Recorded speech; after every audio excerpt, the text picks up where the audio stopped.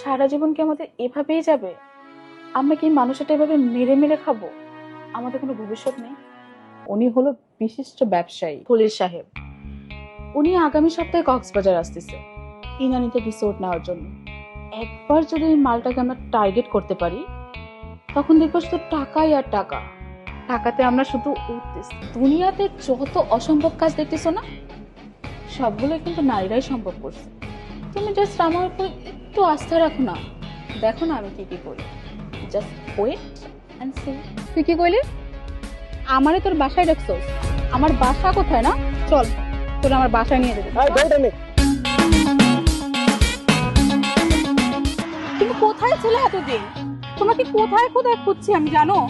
সেই বিচ পার থেকে কলাতরির মোড়, মোড় থেকে বাস স্ট্যান্ড, তোমাকে কত জায়গা খুঁজছি। আরে পিঠকে সাথে দিয়ে রাখছো, রাখো তো। তুমি কোথায়? আমি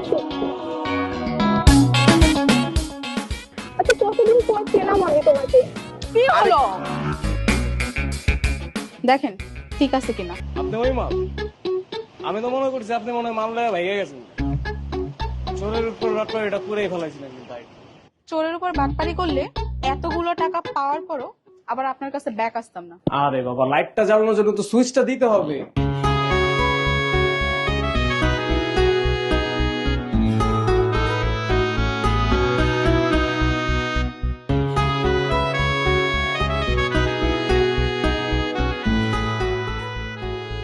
তুমি হয়তো টাকা পেয়ে খুব খুশি, কিন্তু আমি এই গাড়িটা পেয়ে খুব খুশি। গাড়িটা খুব সুন্দর না? গাড়িটা কিন্তু আমি ড্রাইভ করব। রাজীব! আরে তোমার অবস্থা কে করলো?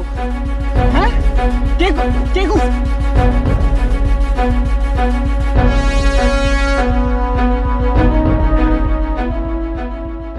আচ্ছা অঙ্কু, একটা কথা রাখবো আমার।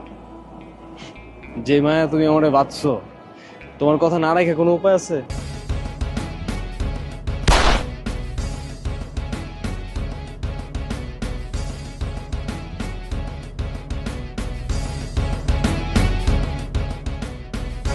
আমার সুখকে ছিনিয়ে নেওয়ার চেষ্টা করবো, আমি তাকেও বাঁচতে দিব না।